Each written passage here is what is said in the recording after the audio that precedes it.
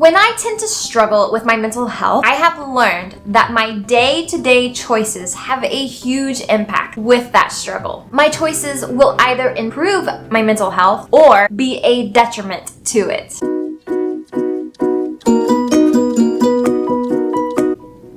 This water bottle has a story of its own. I bought it and 5 days later dropped it and cracked the lid, and because I can't have anything broken, I went and bought a brand new one just like 2 days after that. So this is my second new water bottle within pretty much like 8 days.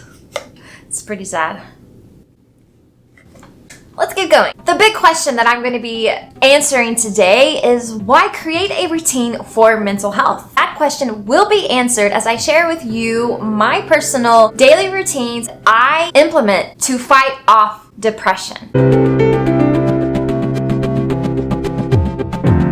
Talking about routines, the biggest takeaway with routines is consistency. I want you to remember that word, write it down if it helps. Being consistent with your routines will create a habit of living out them without any effort. Anything that you are consistent with allows your brain to feel a sense of stability, and our brains crave stability. There are 3 routines that I implement in my life every single day. The first one that I want to talk about, I think, is the most important routine, and that is your sleep routine. You need to figure out how much sleep you actually need every single night. For me, I need no less than 7 and 8 hours a night. If I can do 8 and 9 hours, then I am able to rock the next day really, really well. But if I'm lacking in my sleep, it is very difficult to walk out the other routines that I have for you as well. Sleep is very important. If you are depriving yourself of sleep or struggling with insomnia, work as hard as you can to recover from those struggles and get the sleep that your brain needs to do what it needs to do so that you can be ready to attack the day when it comes in the morning. How strong are you at making better choices for yourself when you have a lack of sleep? Your choices are not very good, mostly. It's harder to make better choices when you don't have enough sleep. I think when you have a plan of when you need to actually fall asleep at night, you're more aware of how long you're reading a book in bed or even looking at social media posts. That way you can stay within the boundary lines that you've placed for yourself so that you can get the rest that you need. Now let's talk about your morning routine.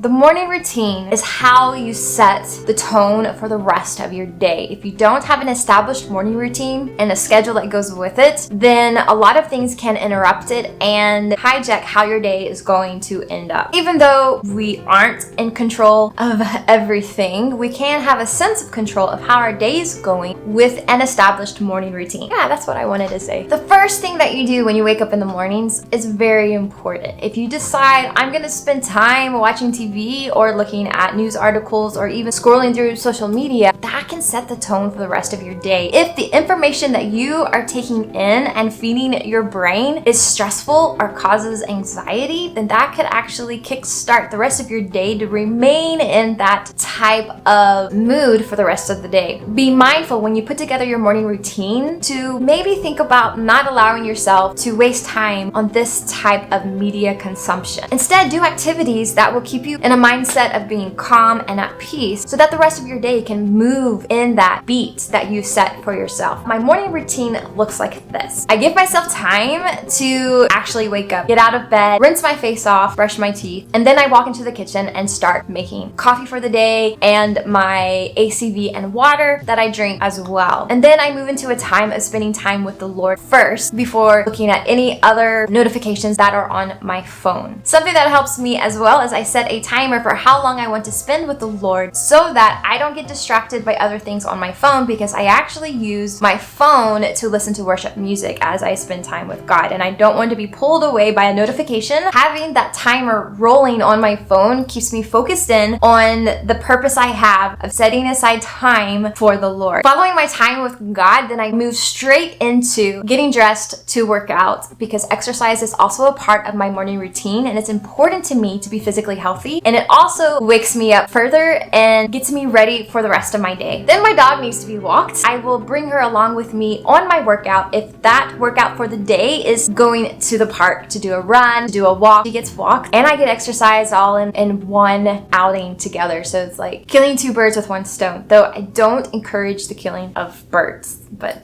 that's a saying. So after I work out, I come home, shower, and get ready for the day. No matter how my day is going to evolve, I want to be ready for whatever is coming at me in the day because anything could happen. This also helps your brain know that it's time to get started to work for the day. It decreases my chances of falling into anxiety if something comes into my day that I didn't plan, but now I'm ready. Just nothing good happens when I don't start my day well. If I get up early enough in the day, my struggle with anxiety, my struggle with being upset with myself for not making good choices diminishes immensely. And that's what we want to do. We want our struggles with making bad choices to diminish so we're proud of our choices. Be mindful of what you want to include into your morning routine and what you don't want to include in your morning routine. We know ourselves better than anybody, so we know what will help us make better choices versus what will help us not make the choices that we know we need to make. Or not doing anything and procrastinating. That's also a choice. Yes, it is. I hope this is all coming out the way that I want it to come out because I have,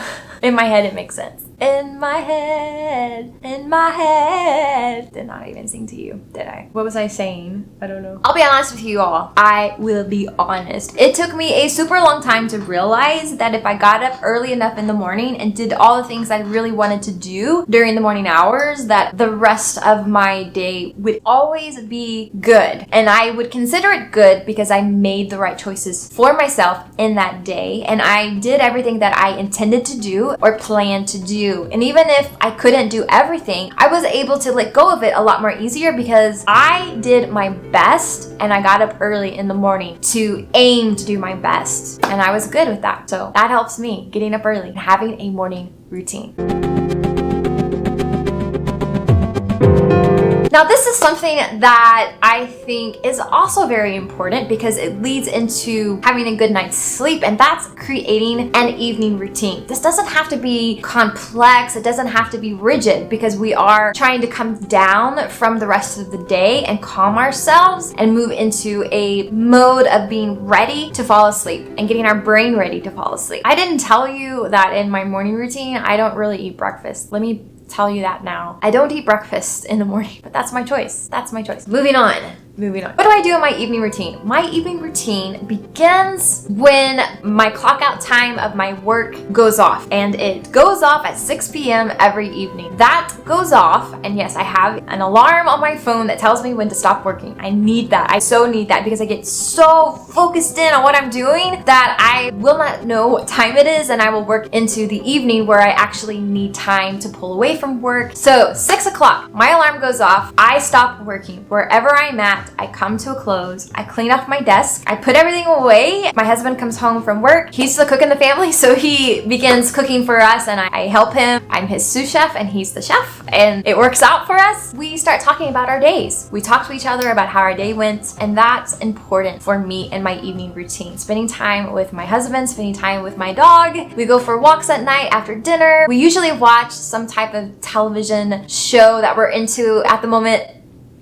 Or we'll watch videos about how to build container homes because we're kind of possibly leaning into that. But we dream together during this time. This is a time to enjoy each other's company, a time to just let the brain rest and not think about the things that the brain has been focused on throughout the rest of your day. And the rest of my evening routine looks like this. I get up and I do the dishes. I get ready for bed. Then I allow myself enough time to either read in bed, look at those social media posts that I haven't seen yet during the day. Just give myself enough time for my brain to continue to come down. And then that usually is about an hour for me. So I need to actually be in bed, ready to fall asleep an hour before I actually need to fall asleep. When I'm really ready to fall asleep, I will take my headphones, put them in my ears, put on an ASMR video on YouTube. I guess I could do a podcast too, and allow myself to drift to sleep. And yes, ASMR is my favorite nightly hobby. I started that over a year ago. If you don't know what ASMR is, I highly encourage you, if you struggle with anxiety, to do research. There are some amazing ASMR artists out there on YouTube, on podcasts. It brings a calming to your mind and to your body. I easily drift off into sleep, and not just like a surface sleep. We need to allow our brains to recover and be ready for the next morning that's going to come. I just have to reiterate, go to bed at the same time every single evening if you can help it, and then get up at the same time every single morning if you can help it, because it is so good for your mental health. That consistency, that routine is good. That way you fall asleep when you need to fall asleep, and you wake up when you need to wake up, and your brain's not confused. That was the discussion on routines.